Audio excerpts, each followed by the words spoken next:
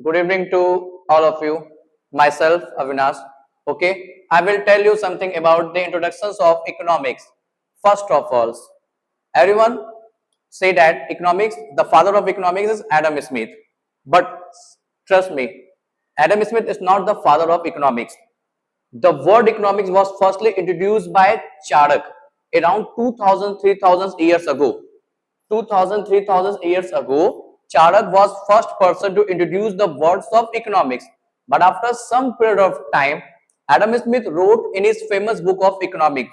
So he is popularly known as Adam Smith is the father of economics. But remember that who originated the word of economics? Economics के words को originated किसने किया था? आपका चाणक्य ने किया था. बट फादर ऑफ इकोनॉमिक्स कौन है? आपके फादर ऑफ इकोनॉमिक्स आपके कौन है? आपके Alfred Adam Smith, sorry Adam Smith आपके फादर हैं. ठीक है, तो सिंपल सी बात है. What do you mean by economics? Economics होते क्या है? Why do we study economics? Economics होते क्या है सर? इंट्रोडक्शन में मुझे इतना इंट्रोडक्शन में आपको बस जानना था कि वंस अपॉन अ टाइम, देखिए इसमें लिखा है the word economics was firstly introduced by Chanakya. First time जो इकोनॉमिक्स के वर्ड को चाणक्य ने मतलब यूज किया था. बट एडम स्मिथ जो फेमस बुक है इसलिए उनको फादर ऑफ इकोनॉमिक्स से बोला गया है. Is it clear? ये लाइन तो क्लियर है. तो इकोनॉमिक्स होता क्या है? देखिए the word economics is derive from the Greek word. Economics का ग्रीक वर्ड जो होता है उसको ऑकोनोमिया बोलते हैं. ठीक है, इकोनॉमिक्स के जो ग्रीक वर्ड होते हैं उसको हम बोलते हैं ऑकोनोमिया. ऑकोनोमिया मतलब क्या होता है? Which means household management. हम अपने कंट्री को how to manage our country with the help of effective resources. हम अपने कंट्री को किस तरह से मैनेज करते हैं उसी को हम क्या बोलते हैं? इकोनॉमिक्स बोलते हैं. Is it clear? तो कोई भी आपसे पूछेगा इकोनॉमिक्स क्या होता है तो आप इतना ही बोलना, अपने कंट्री को किस तरह से मैनेज करते हैं उसी को हम इकोनॉमिक्स में बताया गया. सिंपल सी बात है. आपके घर को कौन मैनेज करता है? आपके घर को देखिए सोर्स ऑफ इनकम घर के तो फादर्स लाते होंगे. घर को मैनेज कौन करता है? घर को मैनेज आपके मदर्स ही करते होंगे. वो आपके एजुकेशन का एक्सपेंसेस, हर एक डिफरेंट एक्सपेंसेस जो मैनेज करते हैं. वैसे ही सेम हमारी कंट्री को जो मैनेज करते हैं उसी टर्म्स को हम इकोनॉमिक्स बोलते हैं. तो इज इट क्लियर? कोई भी आपसे पूछेगा कि what do you mean by economics तो आप एकदम छोटा सा वर्ड बोलना, economics means household management. हम अपने कंट्री को किस तरह से मैनेज करते हैं उसी को हम इकोनॉमिक्स बोलते हैं. ठीक है, हाँ, हम अपने कंट्री को मैनेज करते हैं with the help of the 5 resources. ठीक है, हम अपने कंट्री को कैसे मैनेज करते हैं? With the help of the 5 resources. वैसे तो बहुत सारे रिसोर्सेज होते हैं कंट्री में, लेकिन आपके 5 one of the most important resources है. ठीक है, फर्स्ट आपके हो जाएंगे 5M. फर्स्ट आपका हो जाएगा मैन मनी हो जाएगा. थर्ड आपका हो जाएगा material and the fourth one is method and the last one is machine. With the help of the 5M, इस 5M के हेल्प से हम अपने रिसोर्सेज क्या करते हैं? मैनेज करते हैं. तो आप इतना याद रखिएगा, how to manage our country. हम अपने कंट्री को कैसे मैनेज करते हैं? With the help of the 5M. 5M के हेल्प से हम अपने कंट्री को मैनेज करते हैं. तो कोई भी आपसे पूछेगा कि इकोनॉमिक्स होता क्या है तो आप यही बोलिएगा, economics is a science of money. It means that economics क्या होता है? The word economics is derived from the Greek word oikonomia. Economics के Greek word oikonomia जिसको मैं बोलता हूँ which means household management. It means that how to manage our country with the help of the effective resources. हम अपने country में जिस resources की शॉर्टेज है, हमारे कंट्री में इस 5 रिसोर्सेज में जिस चीज की भी शॉर्टेज है उस शॉर्टेज को रिमूव करने के लिए हम इकोनॉमिक्स को पढ़ते हैं. हम इकोनॉमिक्स की मीनिंग को मतलब एग्जैक्ट मीनिंग ऑफ इकोनॉमिक्स आपका यही है. ओके, नेक्स्ट की तरफ मूव करते हैं हम लोग. नेक्स्ट आपका ये कि why do we study economics. सबसे बड़ी बात है कि why do we study economics. हम इकोनॉमिक्स पढ़ते ही क्यों है सर? आपने तो मीनिंग तो क्लियर है, इंट्रोडक्शन भी आपको क्लियर होना चाहिए. इंट्रोडक्शन भी क्लियर है, मीनिंग भी क्लियर है. अब आपका सेकंड क्वेश्चन है कि why do we study economics. Sir मैं इकोनॉमिक्स पढ़ता क्यों हूं? तो सिंपल सी बात है, we study economics to solve the problem of scarcity. अपने कंट्री की प्रॉब्लम, अपने कंट्री में जिस चीज की शॉर्टेज है उस शॉर्टेज को रिमूव करने के लिए हम इकोनॉमिक्स को क्या करते हैं? स्टडी करते हैं. तो इज इट क्लियर? आप याद रखना कि we study economics to solve the problem of scarcity. ठीक है, अपने कंट्री की प्रॉब्लम को सॉल्व आउट करने के लिए क्या करते हैं? इकोनॉमिक्स को स्टडी करते हैं. तो फर्स्ट ऑफ ऑल स्कैर्सिटी होता है क्या है? फिर एक वर्ड आता है स्कैर्सिटी. ठीक है, व्हाट इज स्कैर्सिटी? स्कैर्सिटी क्या होता है? Scarcity means acute shortage of certain commodity. जब मेरा डिमांड इंक्रीज होगा as a compare to the supply, ठीक है। जब मेरा डिमांड जो है इंक्रीज होगा as a compare to the supply, उसी को हम क्या बोलते हैं, स्कैसिटी बोलते हैं। इसको स्कैसिटी क्या होता है, किसी कंट्री में किसी भी गुड्स की शॉर्टेज होना, उसी को हम इकोनॉमिक्स बोलते हैं, ठीक है। जब मेरा डिमांड इंक्रीज होता है as a compare to supply, उसी को स्कैसिटी बोलते हैं, ठीक है। तो सिंपल सी बात है, why do we study economics, तो आप बोलना we study economics to solve the problem scarcity. तो सर फर्स्ट ऑफ ऑल हम ये जान लेते हैं कि सर स्कैसिटी का एग्जैक्ट मीनिंग है क्या। जैसे एग्जांपल के थ्रू मैं आपको समझाना चाहूंगा। जैसे कि मान लीजिए कि क्लासरूम में आपके 20 टोटल स्टूडेंट्स हैं, ठीक है, और 20 स्टूडेंट्स को नीड है, किसकी, पेन की नीड है। मेरे पास अवेलेबल सिर्फ और सिर्फ 10 पेन है। 20 स्टूडेंट ने डिमांड किया 20 पेन की, ठीक है, और मेरे पास टोटल्स कितने पेन अवेलेबल है, मेरे पास सिर्फ और सिर्फ 10 पेन अवेलेबल है। तो ये 10 पेन की जो मुझे, मैं सिर्फ 10 स्टूडेंट का ही डिमांड फुलफिल कर पा रहा हूं, और 10 स्टूडेंट का डिमांड, और जो रिमेनिंग 10 स्टूडेंट है मैं उनका डिमांड फुलफिल नहीं कर पा रहा हूं। ये जो स्कैर, ये जो किसी भी गुड्स की जो 10 गुड्स की जो शॉर्टेज मुझे फेस करना पड़ रहा है, उसी को हम बोलते हैं scarcity. Is it clear? Scarcity क्या होता है? स्कैरसिटी का मतलब होता है शॉर्टेज। जब डिमांड, आपका excess of demand over its available to supply, जब मेरा डिमांड अधिक होता है as a compare to supply, तो उसी कंडीशन को हम क्या बोलते हैं, स्कैरसिटी बोलते हैं। तो सेकंड क्वेश्चन आपका क्या राइज होता है कि why do we study economics, तो आप सिंपल बोलना we study economics to solve the problem of scarcity. हम अपने कंट्री में, हमारे कंट्री में जिस चीज की शॉर्टेज है, अभी आप देखे होंगे कोविड टाइम में, ड्यूरिंग द कोविड टाइम में, कोविड पैन एकेडमी आपने देखा होगी, हमारे कंट्री में लैक ऑफ रिसोर्सेज कमी थी, lack of technology, lack of medicine, different lack की मुझे शॉर्टेज थी। तो उसी शॉर्टेज को रिमूव करने के लिए, उसी को स्कैरसिटी बोलते हैं। और हमारे कंट्री में जितनी भी रिसोर्सेज की स्कैर है, उसको स्कैर को स्टडी करने के लिए, हम रिमूव करने के लिए इकोनॉमिक्स को स्टडी करते हैं। सो आई होप इतना आपको क्लियर होगा कि why do we study economics. Okay, so let's move to the branches of economics. क्या होते हैं आपके ब्रांचेस ऑफ इकोनॉमिक्स, क्या होते हैं? देखिए, they are the two branches of economics. Two branches होते हैं, फर्स्ट होता है आपका micro economics and the second one is macro economics, ठीक है।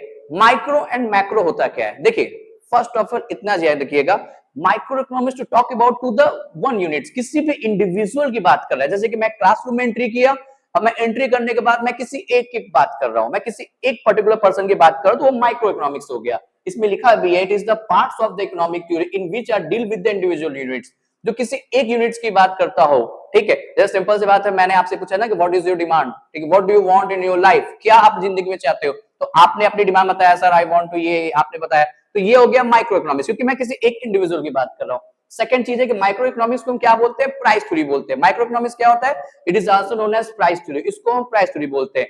हाँ, अब फादर ऑफ माइक्रो इकोनॉमिक्स कौन है? Adam Smith is the father of micro economics. Is it clear? Adam Smith is also the father of economics. Adam Smith जो father of economics भी है, लेकिन ये फादर ऑफ माइक्रो इकोनॉमिक्स भी है।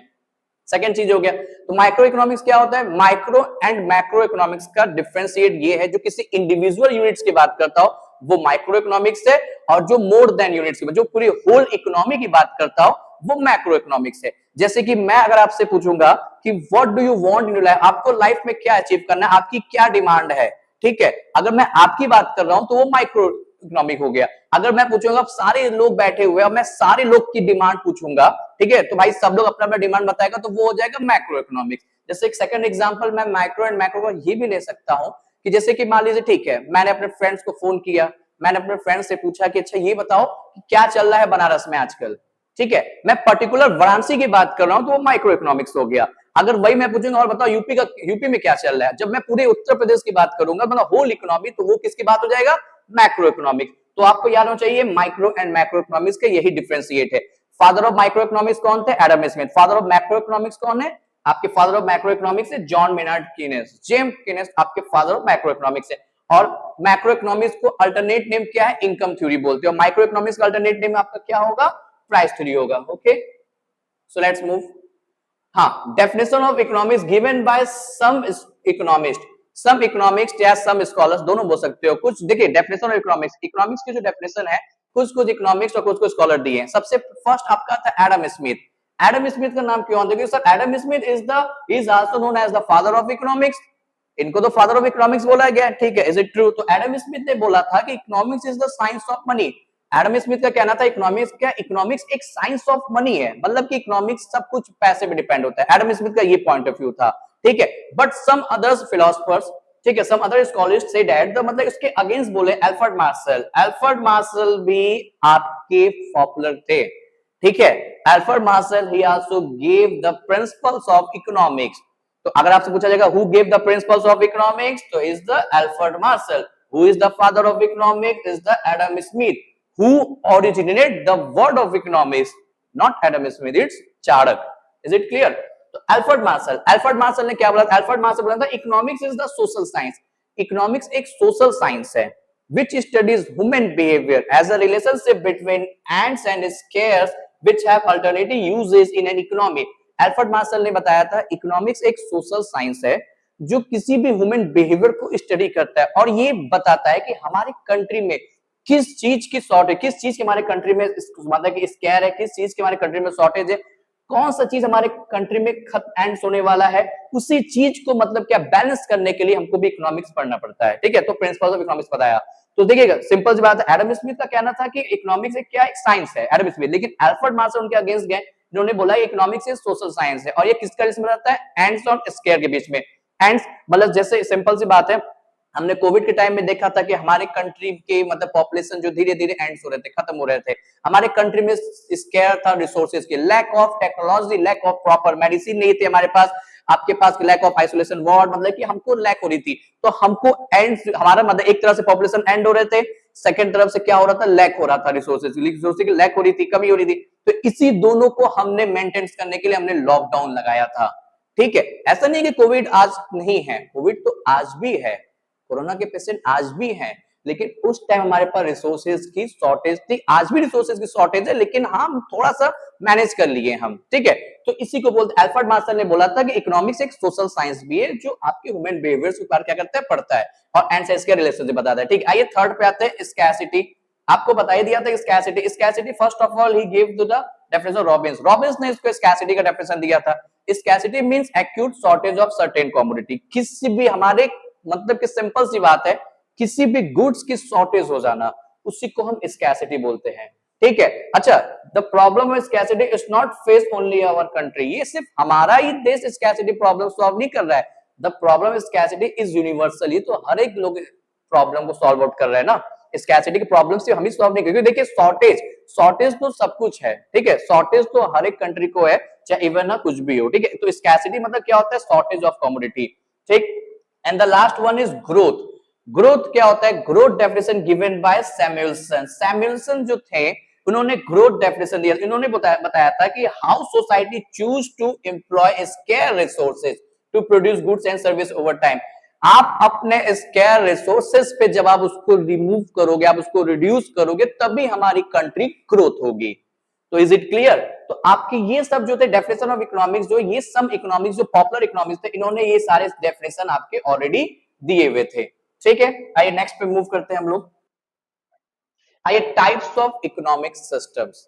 कितने टाइप्स के इकोनॉमिक सिस्टम होते हैं सर? मतलब कि देखिए बहुत वेरी टाइप्स के इकोनॉमिक सिस्टम होते हैं, बट मैटर ये नहीं करता, मैटर ये करता है कि most important types of economic system क्या होते हैं। They are the three types of economic system. Three types economic system होते हैं। फर्स्ट वन इज होता है capitalist economic system. Capitalist economic system क्या होता है? This economic system is controlled by private institution या फर्म। वो इकोनॉमिक सिस्टम जिसको सिर्फ और सिर्फ प्राइवेट फर्म्स कंट्रोल करते हैं, उसको हम बोलते हैं कैपिटलिस्ट इकोनॉमी। जैसे कि सिंपल सी बात है, one of the best example के थ्रू मैं आपको बता दूंगा capitalist Japan. Japan is to follow the capitalist economic system, क्योंकि जापान एक ऐसी कंट्री है जिसमें प्राइवेट इंस्टीट्यूशंस का रोल प्ले बहुत ज्यादा as a compare to the government sectors. Second one is socialist economy. Socialist economy क्या होता है? This types of economy is controlled by government sectors. Socialist economy वो इकोनॉमिक सेक्टर्स होता है जिसको गवर्नमेंट ऑफ इंडिया ज्यादा रूल रेगुलेशन लगाती है as a compare to the private firm. मतलब कि पूरी ऑथोरिटी, पूरी rules regulation government of India के हाथ में है as a compare to the private sector, उसको बोलते हैं सोशलिस्ट इकोनॉमी। जैसे इसका एग्जांपल आपका हो जाएगा नॉर्थ कोरिया, एग्जांपल हो गया, वो सोशलिस्ट इकोनॉमी हो गया, ठीक है। आपका ये तालिबान हो गया, अफगानिस्तान, ये सब सोशलिस्ट इकोनॉमिक फॉलो करते हैं। क्यों? क्योंकि इसमें गवर्नमेंट ऑफ इंडिया का ज्यादा नॉर्म्स है। गवर्नमेंट ऑफ इंडिया अपना सारा डिसीजन सिर्फ गवर्नमेंट लेता है, प्राइवेट सेक्टर्स को जन इन्वॉल्वमेंट नहीं करते। At the last one is mix economic system. देखिए ये भाई हमारे लिए काफी इंपॉर्टेंट है, मिक्स इकोनॉमिक सिस्टम। क्यों? क्योंकि मिक्स इकोनॉमिक सिस्टम क्या होता है, मिक्स इकोनॉमिक सिस्टम वो होता है जहां आपका private sector plus government sector ये दोनों मिलके काम करती है, ठीक है। मिक्स इकोनॉमिक सिस्टम क्या होता है, जहां प्राइवेट सेक्टर्स और गवर्नमेंट सेक्टर दोनों लोग मतलब कंबाइन होकर जो भी कोई वर्क को करता है उसी को बोलते हैं मिक्स इकोनॉमिक सिस्टम। तो आपको पता होना चाहिए कि India is to be followed only a mix economic system. India mix economic system को फॉलो करता है। इंडिया, चाइना, रूस, अमेरिका ये सब मिक्स इकोनॉमिक सिस्टम फॉलो करते हैं। क्यों? क्योंकि इसमें जो है इसमें आपका as a government of India plus as a private firm दोनों के आपके मतलब कि दोनों कोऑर्डिनेशन होकर हमारी कंट्री को ग्रोथ कराते हैं। So let's move to the next. Okay, fundamentals of economic concepts. Fundamentals of economic concept होता है क्या है? First of all scarcity. मैं बार बार स्कैसिटी का नाम लूंगा क्योंकि स्कैसिटी तो सबसे ज्यादा इंपॉर्टेंट है, यही तो मुझे बताता है, स्कैसिटी ही तो आपको सब कुछ बताता है कि व्हाई डू वी स्टडी। भाई सिंपल सी बात है, इकोनॉमिक्स हम पढ़ते क्यों है सर? वैसे हम कह रहे हैं सर हम साइंस पढ़ रहे हैं, मुझे सब में आता है, मैं बहुत पढ़ रहा हूं, लेकिन मैं इकोनॉमिक्स क्यों पढ़ता हूं? तो आप यही बोलोगे स्कैसिटी को हम रिड्यूस मतलब कि टू सॉल्व स्कैसिटी, हमारे कंट्री की शॉर्टेज को रिमूव करने के लिए इकोनॉमिक्स पढ़ते हैं। तो सोच लो इकोनॉमिक्स वाले स्टूडेंट कितने इंपॉर्टेंट होंगे, कंट्री के सारे प्रॉब्लम को रिड्यूस कर रहे हैं, ठीक है। ओके, तो इस पे आ जाते हैं आपके स्कैसिटी में। Scarcity are limited so choice made to use the most effectively land, labour, capitals, ये बोला गया। तो सिंपल सी बात है, आपको एक बात हम और बता देते हैं, हमारे कंट्री में ना रिसोर्सेज जो है वो हमारे लोग बोलते हैं हमारे कंट्री में रिसोर्सेज लिमिटेड होते हैं, लेकिन मैं बोल रहा हूं हमारे कंट्री में रिसोर्सेज अनलिमिटेड है। कैसे? देखिएगा, सिंपल सी बात है, आप बोलोगे सर ये क्या बोल दिया, आप तो बुक से हट के बोल दिए, आपका ये कैसे आपने बोल दिया? मैं बोल रहा हूँ कि जो सबका कहना है रिसोर्सेज हमारे कंट्री में है वो लिमिटेड है, ठीक, लेकिन मैं बोल रहा हूँ कि सर नो, वो लिमिटेड नहीं है, वो आपका क्या है, अनलिमिटेड है। ठीक, अब देखिए कैसे ये चीज कैसे होगा। सिंपल सी बात है, हमारे कंट्री में रिसोर्सेज क्या नहीं है, हम अपने रिसोर्सेज का अल्टरनेट यूज करते हैं। It means petrol are enough to use only in vehicles. Petrol का बहुत, अगर पेट्रोल हमारे लिए बहुत है कंट्री में, अगर सिर्फ व्हीकल्स में यूज करें, लेकिन petrol are not only use in vehicles, they are use in alternate purpose for running a machine, flying an aeroplane, petrol diesel something, flying an aeroplane हो गया, रनिंग जनरेटर्स हो गया, ये सब चीजें यूज कर रहे हैं। तो हम एक ही रिसोर्स है, मतलब पेट्रोल का सिर्फ और सिर्फ अपने व्हीकल्स में यूज करते तो ये हमारे लिए काफी हो सकता था, लेकिन हम पेट्रोल का जो यूजेस है हम बहुत डिफरेंट डिफरेंट यूज कर रहे हैं, तो इसीलिए हमारे कंट्री में रिसोर्सेज क्या हो गया, लिमिटेड हो गया। तो आपसे क्वेश्चन पूछा जाएगा कि आप रिसोर्सेज लिमिटेड क्यों है, why resources limited in our country? तो आप बोलना है कि सर बोलिएगा resources is limited in our country because they can be used to alternative uses. हम अपने रिसोर्स का भाई बहुत यूज करते हैं। सिंपल सी बात है, अगर मैं पेट्रोल का सिर्फ और सिर्फ बाइक ड्राइव करने जाता, मान लो मेरा फ्रेंड में हम लोग सब हम कहें बस बाइक ड्राइव करना है मुझे, तो मुझे कोई प्रॉब्लम नहीं है, लेकिन यहाँ पे ये है कि हम पेट्रोल का सिर्फ और सिर्फ व्हीकल में यूज नहीं करते, हम बहुत डिफरेंट डिफरेंट यूजेस करते, तो इसीलिए हमारे कंट्री में पेट्रोल के स्केयर, इसलिए वो रिसोर्स, हम सिर्फ पेट्रोल की बात नहीं कर रहा हूँ, हम किसी भी गुड्स, हम किसी भी चीज के रिसोर्सेज का हम वेरियस अल्टरनेट यूज करते, इसीलिए हमारे कंट्री में, हमारे कंट्री के इवन हर एक जगह रिसोर्सेज क्या है, लिमिटेड है, स्केयर है। तो इज इट क्लियर? सेकंड है अपॉर्चुनिटी कॉस्ट। अपॉर्चुनिटी कॉस्ट क्या होता है? देखिए अपॉर्चुनिटी कॉस्ट उसको बोलते हैं, it is the next best alternative uses, it is the next best alternative forgone, हर दूसरा पर्सन मेरे लिए पहला है, ठीक है। अपॉर्चुनिटी मतलब कि हम सेकंड चांस को, हम सेकंड पर्सन को हम ज्यादा का ज्यादा क्या देते हैं, सेकंड पर्सन को हम ज्यादा अपॉर्चुनिटी देते हैं, मतलब हर एक दूसरा मेरे लिए फर्स्ट प्रायोरिटीज रहेगा। जैसे जस्ट इमेजिन, जैसे एक एग्जांपल है कि ठीक है मैं एज अ वर्क कर रहा हूं, एक पर्सन है, ठीक है, उसको उसका सिंगिंग में उसका पैशन था, उसका सिंगिंग में जॉब था, लेकिन वो मतलब कहीं जॉब कर रहा है, ठीक है। जैसे एक पर्सन है वो कहीं अपना ऑलरेडी कहीं एंगेज है, उसको ऑफर मिल गया, दो कंपनी से ऑफर मिल गया, एक कंपनी उसको प्रोवाइड कर रहा है 45,000, सेकंड कंपनी उसको प्रोवाइड कर रहा है आपका 55,000।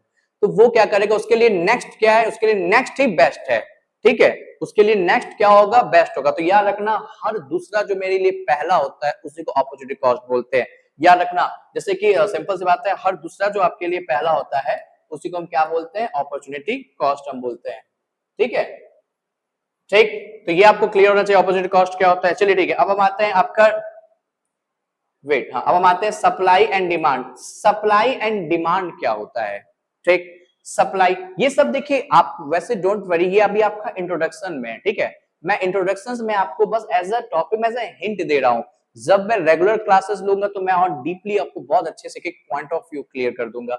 सप्लाई एंड डिमांड, सप्लाई क्या होता है, सिंपल सी बात है, सप्लाई उसको बोलते हैं sir the relationship between the availability of goods and the desire for it which determine price level.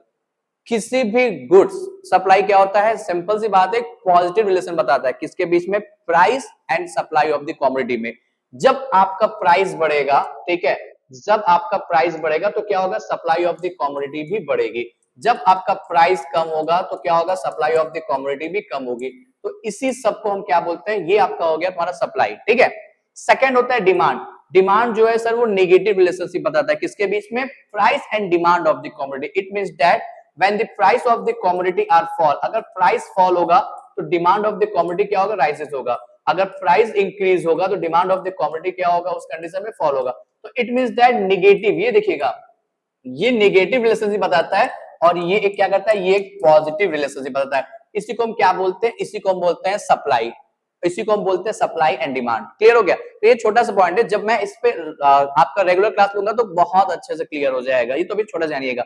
Market क्या होता है सर, ये मार्केट जो है, market is a place where the buyers and sellers are join together, ठीक है, to interact together for the purpose of buying and selling of goods and services. Market एक ऐसा प्लेस है जहां बायर्स एंड सेलर एक दूसरे से मिलते हैं और गुड्स को एक्सचेंज करते हैं, गुड्स एंड सर्विस को एक्सचेंज करते हैं, खरीदते हैं, बेचते हैं, ये सब चीज को बोलते हैं मार्केट होता है। मार्केट भी बहुत बड़े चैप्टर्स है, इसमें भी मेन मार्केट फॉर्म जाएंगे आपका, परफेक्ट, मोनोपोलिस्टिक, ओलिगोपोली, ड्यूओपोली, बहुत समथिंग पढ़ेंगे, लेकिन हमको अभी बस की क्योंकि इंट्रोडक्शन है, ज्यादा बोर नहीं करेंगे आपको, नहीं तो आप ही बोलोगे एक दिन में सर ने इतना सारा चीज बता दिया, इतना सारा पढ़ा दिया कि अब मैं दूसरे दिन भाई इकोनॉमिक्स क्लास नहीं करूंगा। तो ये इतना बेसिक है, ठीक है। और ट्रस्ट मी बहुत इंटरेस्टिंग है इकोनॉमिक्स, जब आप आओगे इसमें, जब इसमें पढ़ोगे तो आपको बहुत अच्छा लगेगा, ठीक है। तो आपको बोला गया economics is important because it helps us understand how market function, how people make choice, how policy can affect overall welfare। देखिए वेलफेयर, वेलफेयर मतलब किसी भी चीज का वेलफेयर प्रोवाइड करना, भला करना जिसको बोलते हैं। तो इकोनॉमिक्स क्यों इंपॉर्टेंट है, इकोनॉमिक्स इसलिए इंपॉर्टेंट है क्योंकि ये help us to understand, sir ये मदद करता है मार्केट फंक्शन को, good quality of product provide करता है रीजनेबल कॉस्ट में, to provide the welfare, to rise the standard of living to the society, ठीक है। हम अपने कंट्री के सोसाइटी लेवल को इंक्रीज करते हैं, हम अपने कंट्री में बहुत चीज पॉलिसी बनाते हैं, वेलफेयर प्रोवाइड करते हैं, ये सारी चीज जो है हमारी इकोनॉमिक्स एक तरह से हेल्पफुल है। तो इसीलिए बोला गया है कि इकोनॉमिक्स जो है साइंस भी है, इकोनॉमिक्स जो है सोशल साइंस भी है। इकोनॉमिक्स साइंस मतलब इकोनॉमिक्स द साइंस इसने बोला था, ये एडम स्मिथ ने बोला था इकोनॉमिक्स एक साइंस है। और अल्फ्रेड मार्शल जिन्होंने भाई प्रिंसिपल्स ऑफ इकोनॉमिक्स, जिन्होंने क्या बोला, इकोनॉमिक्स एक सोशल साइंस भी है। और ये किसका रिलेशन बताता है, इकोनॉमिक्स सोशल साइंस, आपका रिलेशन बताता है एंड्स एंड स्क्वायर्स का, जिसका हम अल्टरनेट यूज करते हैं अपने इकोनॉमी में, ठीक है। तो ये आपके जो हो गए, ये भी आपके क्लियर हो गए। फिर हम आता है why does economic problem are arise. चलिए वन मोर क्वेश्चन एक हो जाएगा कि हम अपने हमारे कंट्री में इकोनॉमिक प्रॉब्लम अराइज होता ही क्यों है सर।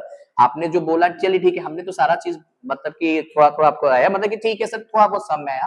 तो अब मैं पूछने जाऊंगा, कोई आपसे पूछ लिया कि भाई चलो ये बताओ इकोनॉमिक प्रॉब्लम क्यों अराइज होता है, क्या रीजन है इकोनॉमिक्स प्रॉब्लम अराइज होने का। तो सिंपल सी बात है, इकोनॉमिक्स प्रॉब्लम अराइज होने का सिर्फ 3 ही रीजन है। फर्स्ट रीजन है आपका स्कैर्सिटी ऑफ रिसोर्सेज। देख रहे हो, नोटिस कर रहे हो, मैं जब से पहले से टॉपिक से लेके अभी तक पढ़ा रहा हूं, एक ही चीज बार बार आ रहा है, स्कैर्सिटी स्कैर्सिटी स्कैर्सिटी। तो इसका मतलब ये हो गया कि इकोनॉमिक प्रॉब्लम क्यों अराइज होता है sir, scarcity of resources.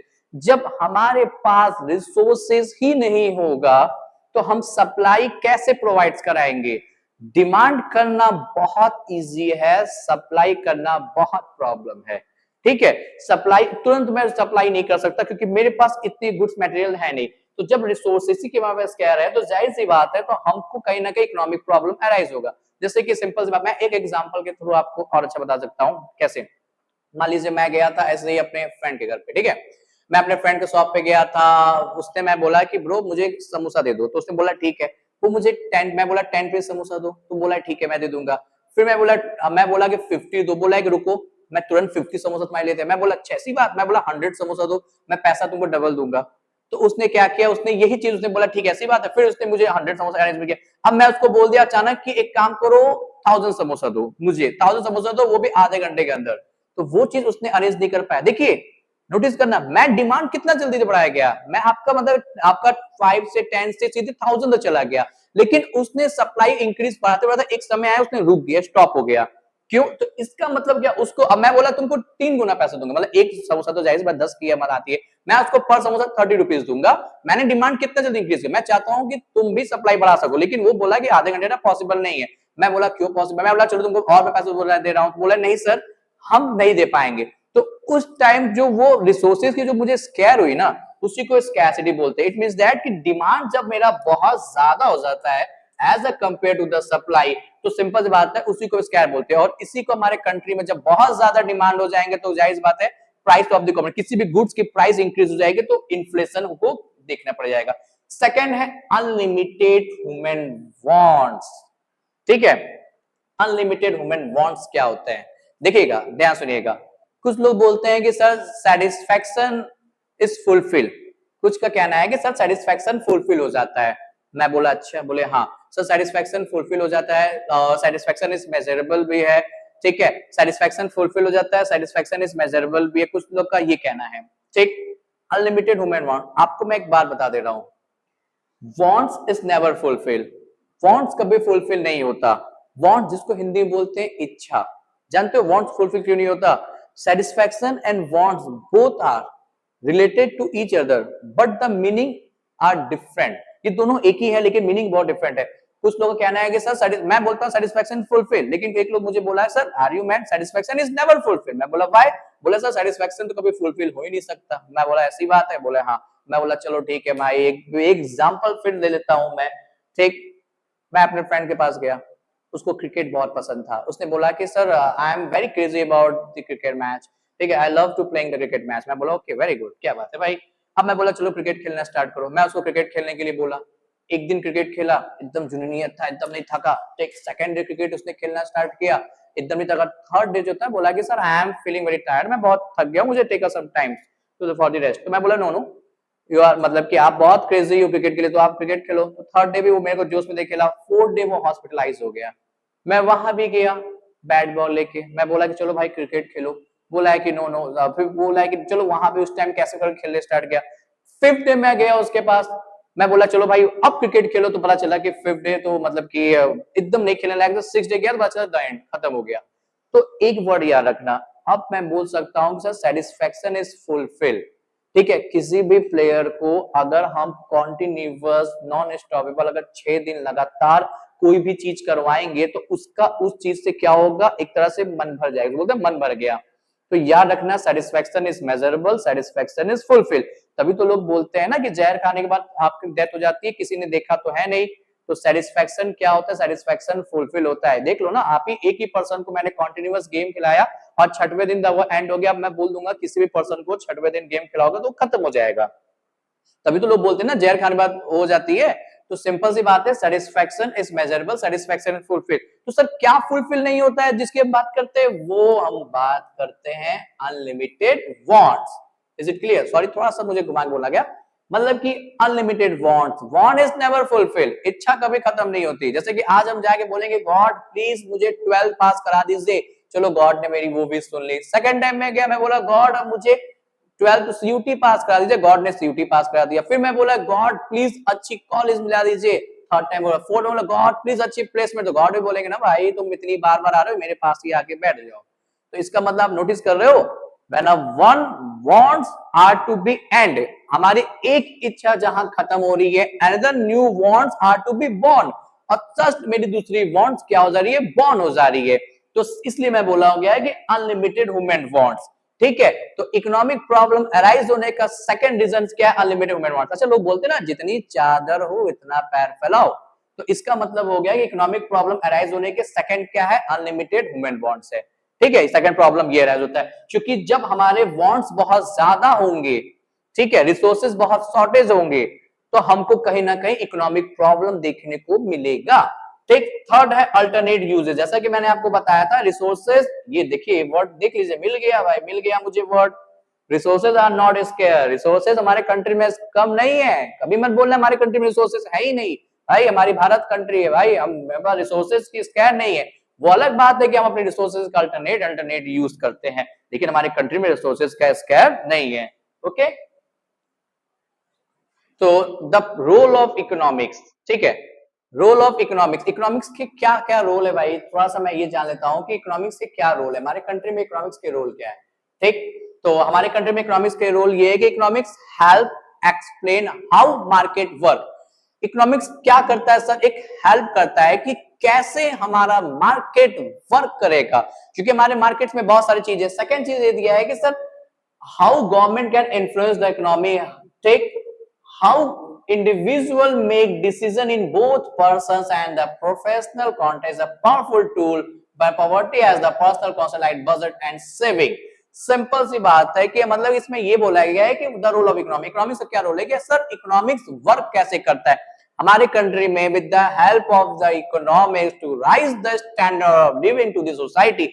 Economics की हेल्प से हम अपनी कंट्री के स्टैंडर्ड ऑफ लिविंग मेंटेन करते हैं, सोसाइटी के स्टैंडर्ड को बढ़ाते हैं। इकोनॉमिक्स के हेल्प से हमारे कंट्री में जिस चीज की रिसोर्सेस है, जिस चीज रिसोर्सेस की स्केयर है, उसको हम क्या करते हैं, रिड्यूस करते हैं और अपने मार्केट को और इन्फ्लुएंस करके अपने मार्केट को एक मतलब कि कॉम्पिटिटिव मार्केट को मूव करा के हम एक ग्लोबल लेवल पे लेके जाते हैं। लेकिन क्या ना, ग्लोबल हम लेवल पे लेके जाते हैं, ग्लोबल इशू जाए ट्रेड, इनइक्वालिटी, जो भी पॉवर्टी हमको देखने को मिलता है उसको हम क्या करते हैं, रिड्यूस करते हैं। इसीलिए हमारे इकोनॉमिक्स के रोल आपके ज्यादा है। ठीक है, तो सिंपल सी बात है, economics is about the understanding the choice people make and the impact of those choice on the leaves and the society. हमारे सोसाइटी के अंदर जितने भी लोग रहते हैं तो उसमें अपने इकोनॉमिक्स से एक ऐसा अंडरस्टैंड है जो समझता है कि लोगों की क्या जरूरत है, लोगों की क्या जरूरत नहीं है, लोगों की चीज की डिमांड है, लोगों की चीज की डिमांड नहीं है। जैसे कि देखिए सिंपल सी बात है, during the Covid pandemic time, Covid time में आपने देखा था मास्क, मास्क देखिए डॉक्टर तो शुरू से ही यूज करते थे, लेकिन कोविड के टाइम में हमने नोटिस किया कि मास्क की नीड थी। अब देखिए सेकंड टाइम हमने और नोटिस किया, अब मैं क्या किया, फैशन बना दिया उस मास्क को, जैसा ड्रेस वैसा मास्क। ठीक है, अगर आप मान लीजिए ब्लैक, मैं अगर येलो का ड्रेस पहना तो yellow mask, black T shirt पहना तो ब्लैक मास्क। अब ये देखिए फैशन हो गया। ठीक है, तो कहीं ना कहीं इससे भी इनकम आने लगा। तो एक तरह से ये सब भी इकोनॉमिक्स, हमारे कंट्री को कितना स्टैंडर्डाइज बनाइए, हमारे कंट्री को मार्केट को कितना इन्फ्लुएंस करिए, सारा चीज आपके रोल ऑफ इकोनॉमिक्स में है। ठीक है, और उसके बाद नेक्स्ट पे आते हैं कंक्लूजन। देखिए आपका ये जो कंक्लूजन है, आपके कंक्लूजन में बस यही बता रहा है कि इकोनॉमिक्स इज द आपका wider field that have explain how resources are allocated based on individual and collective choice.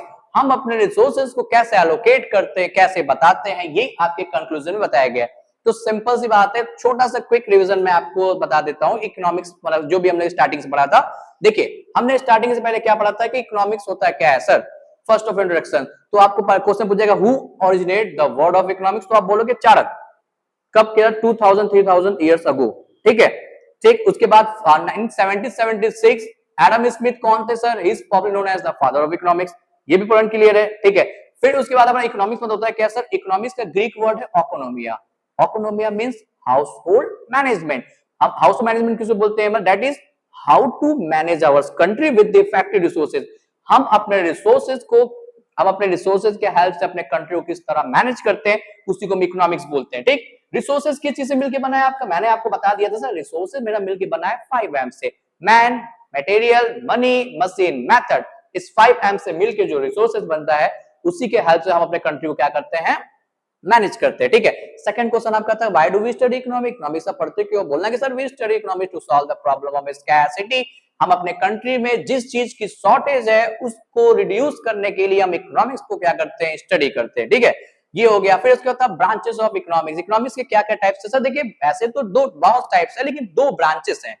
मैं टाइप्स नहीं बता रहा हूं, मैं ब्रांच बता रहा हूं। दो ब्रांचेस थे। पहला आपका ब्रांचेस, फर्स्ट ब्रांचेस क्या था आपका, माइक्रो इकोनॉमिक्स, सेकंड था मैक्रो इकोनॉमिक्स। माइक्रो इकोनॉमिक्स क्या होता है, micro economics is the parts of the economic theory, ठीक है, that deal with the individual unit. जो किसी इंडिविजुअल यूनिट्स की बात करता है उसको माइक्रो इकोनॉमिक्स बोलते हैं। जैसे मैं आपको बता रहा हूं कि मैं यूपी की बात नहीं कर रहा हूं, मैं एक यूपी में एक पर्टिकुलर सिटी वाराणसी की बात कर रहा हूं। तो ये जो मैं वाराणसी की बात कर रहा हूं वो क्या हो जाएगा, माइक्रो इकोनॉमिक्स हो जाएगा। ठीक, सेकंड चीज हो जाएगा मैक्रो इकोनॉमिक्स। मैक्रो इकोनॉमिक्स क्या होता है sir, macro economics is the parts of the economic theory which deal with the whole economy। जो मैं पूरे होल इकोनॉमी बात कर रहा हूं। अब मैं वाराणसी की बात नहीं कर रहा हूं, मैं बोला कि यूपी का क्या हालचाल है। ठीक, जो मैं यूपी की बात करूंगा तो वो हो जाएगा होल इकोनॉमी, एक तरह से मैक्रो इकोनॉमिक्स। सेकंड है कि माइक्रो इकोनॉमिक्स के फादर कौन थे, एडम स्मिथ। मैक्रो इकोनॉमिक्स के फादर्स कौन थे आपके, मैक्रो इकोनॉमिक्स के फादर थे आपके जॉन मेनार्ड कीने। सेकंड डिफरेंस क्लियर होना चाहिए।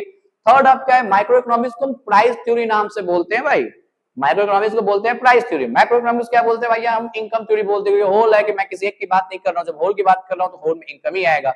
फोर्थ हम किसकी बात कर रहे हैं हम, ठीक है, माइक्रो इकोनॉमिक्स में इंडिविजुअल डिमांड हो गया, कंज्यूमर हो गया, ये डिमांड से सप्लाई, ये सब हो गया। मैक्रो इकोनॉमिक्स में aggregate demand, national income, aggregate supply, aggregate मतलब सम ऑफ ऑल, एक से अधिक, उसको हम क्या बोलते हैं, ब्रांचेस ऑफ इकोनॉमिक्स। चलिए ब्रांचेस हो गया।